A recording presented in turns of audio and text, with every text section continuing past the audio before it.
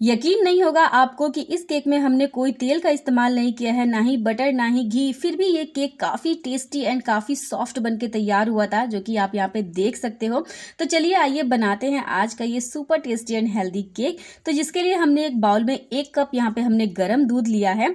तो यहाँ पे आपको गरम दूध ही लेना है, क्योंकि इसमें हम कोई भी ऑयल, घी या बटर का इस्तेमाल नहीं कर रहे हैं। तो 1 कप गरम दूध में मैं यहाँ पे डाल दूंगी हाफ कप खड़ी चीनी, हमने यहाँ पे यूज़ किया है। अगर आप चाहो तो पाउडर फॉर्म में भी आप ले सकते हो। तो हाफ कप चीनी को आप अच्छे से पीस लीजिएगा, उसके बाद यहाँ पे आप उसको यूज़ कर सकते हो। अगर आप चाहते हो इसको और भी ज़्यादा हेल्दी बनाने के लिए, तो आप यहाँ पे धागे वाली मिश्री का भी इस्तेमाल कर सकते हो। अगर आपको लगता है कि ये बच्चों को हम देंगे तो इसको थोड़ा सा और हेल्दी रहना चाहिए, तो आप यहाँ पे ना धागे वाली मिश्री का यूज़ करिएगा। तो हाफ कप आप यहाँ पे धागे वाली मिश्री का पाउडर बना लीजिएगा और उसे आप यहाँ पे यूज़ कर सकते हैं। तो यहाँ पे मेरा खड़ा चीनी था, तो मैं यहाँ पे अच्छे से दूध में इसको मिक्स करूँगी, और तब तक मैं यहाँ पे मिक्स करूँगी जब तक जो हमारा चीनी है ये अच्छे से दूध में घुल ना जाए।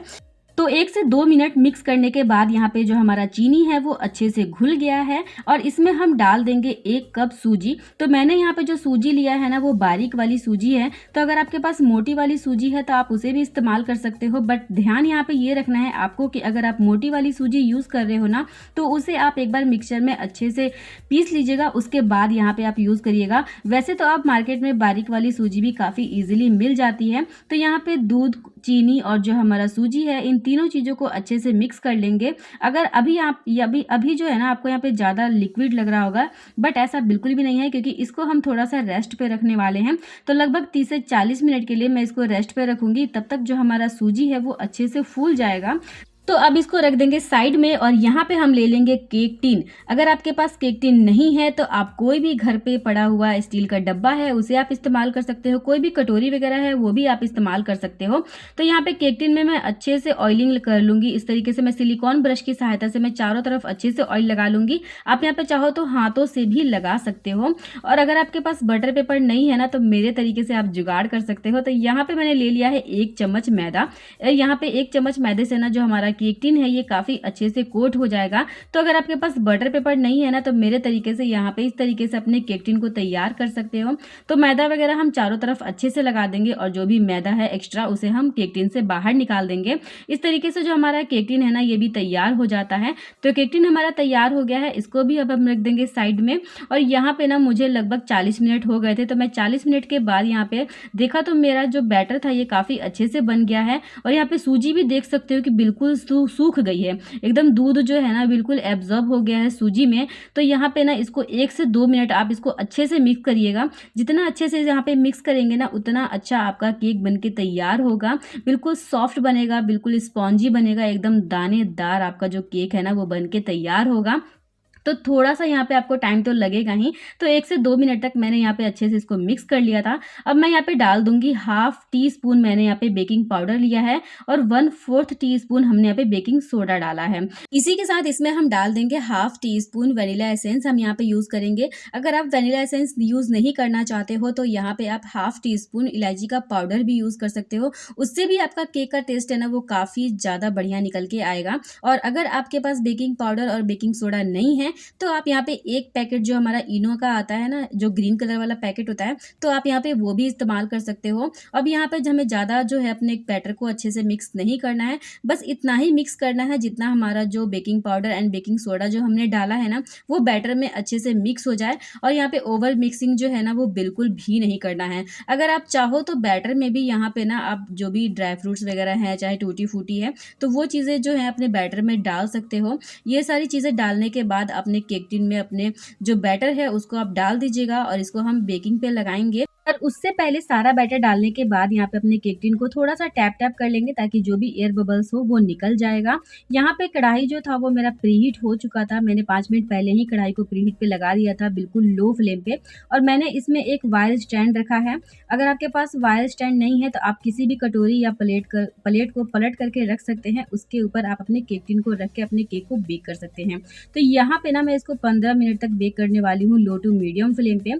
15 मिनट के बाद इसमें हम अपने जो भी ड्राई फ्रूट्स हैं उसको मैं डालूंगी, क्योंकि बहुत लोग का प्रॉब्लम होता है ना कि जो हमारे ड्राई फ्रूट्स हैं वो केक के अंदर में ना बैठ जाते हैं, सिंक हो जाते हैं। तो उनके लिए ये वीडियो है। तो बहुत लोग का ये होता है ना, तो इसलिए मैंने सोचा कि यहाँ पे मैं आपको एक तरीका दिखाती हूँ। अगर आपको मतलब 15 मिनट यहाँ पे मेरा हो गया था, उसके बाद यहाँ पे मैंने ना बारीक-बारीक में काजू और ये जो बादाम है उसको मैंने कट कर लिया है और यहाँ पे मैं फटाफट से जो भी मुझे डालना है यहाँ पे मैं डाल दूँगी। यहाँ पे आप चाहो तो टूटी फ्रूटी वगैरह डाल सकते हो या आपको जो भी ड्राई फ्रूट्स पसंद हो उसे आप यहाँ पे डाल सकते हो। बट ये काम आपको बहुत जल्दी करना है, बिल्कुल धीरे नहीं करना है। क्योंकि हमारा जो केक है ये अब फूलने के पोजीशन पे है, तो अगर यहाँ पे ज़्यादा देर तक ढक्कन खुला हुआ रहेगा ना तो हमारा जो केक है वो सिंक हो जाएगा, बीच से बैठ जाएगा। फिर आप कहोगे कि हमारा जो केक है ना वो तो फूला ही नहीं, इसलिए आपको यहाँ पे फटाफट से अपने काम को करना है। तो जो भी मुझे यहाँ पे ड्राई फ्रूट्स डालना था वो मैंने डाल दिया जल्दी से और इसको मैं कवर करके और 15 मिनट के लिए बेक करूँगी।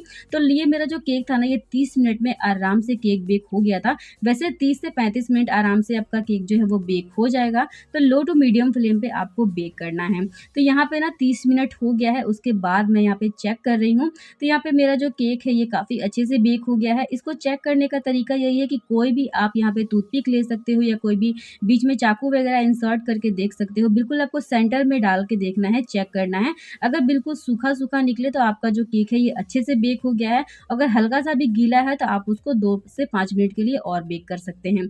तो केक मेरा काफ़ी अच्छे से बेक हो गया है। मैंने इसको कढ़ाई से बाहर निकाल लिया है और यहाँ पे जो मेरा केक था ना ये काफ़ी अच्छे से ठंडा हो गया था। तो केक तो अभी ठंडा नहीं हुआ है बट हाँ, टीन जो है वो थोड़ा बहुत ठंडा हो गया है। तो बिल्कुल भी ठंडा करके आपको नहीं निकालना है। जभी भी आपका जो केक है ना हल्का गरम रहे, उसी समय केक टीन से आपको बाहर निकाल लेना है। पूरा ठंडा होने का अगर आप इंतज़ार करोगे ना तो जो आपका केक है वो नीचे से गीला हो जाएगा। तो यहाँ पे चारों तरफ मैंने चाकू को घुमा लिया था, जिससे हमारा जो केक है काफ़ी अच्छे से डिमोल्ड हो गया है। और यहाँ पे आप देख सकते हो केक का टेक्सचर देख सकते हो, पीछे के साइड में केक का कलर देख सकते हो, केक बिल्कुल भी जला नहीं है, बिल्कुल परफेक्ट टेक्सचर आया है। और जो भी यहाँ पे साइड में ना थोड़ा-सा मैदा लगा हुआ था, मैं उसको थोड़ा-सा साफ कर देती हूँ। यहाँ पे मैं आपको ना कट भी करके दिखा देती हूँ कि देख सकते हो कि कितना टेक्सचर जो है ना कितना मतलब कि बहुत मस्त वाला टेक्सचर आया था। और यहाँ पे आप देख सकते हो एकदम सॉफ्ट बना था, एकदम स्पॉन्जी बना था और एकदम बिल्कुल दानेदार बना था।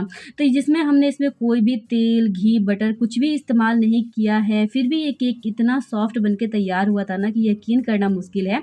अगर आप भी इस तरीके से केक बना सकते हो, अपने बच्चों को टिफ़िन में दे सकते हो, आप चाय के साथ एन्जॉय कर सकते हो। इस तरीके का टी टाइम केक ना सबको घर में पसंद आता है। तो अगर आप भी इस केक को ट्राई करना चाहते हो, मेरी इस रेसिपी को ट्राई करना चाहते हो तो एक बार ज़रूर ट्राई करिएगा। अगर आप इस रेसिपी को ट्राई करके अगर आप तो मुझे कमेंट करके ज़रूर बताइएगा कि आपको ये केक का टेक्सचर कैसा लगा, टेस्ट कैसा लगा एंड ये रेसिपी कैसी लगी। अगर वीडियो पसंद आई होगी तो प्लीज़ वीडियो को लाइक कीजिएगा, चैनल को ज़रूर सब्सक्राइब कर लीजिएगा और आपको किस तरीके का केक देखना पसंद है ये प्लीज़ कमेंट करिएगा। तो मिलते हैं नए वीडियो में नई रेसिपी के साथ, तब तक के लिए bye bye and take care.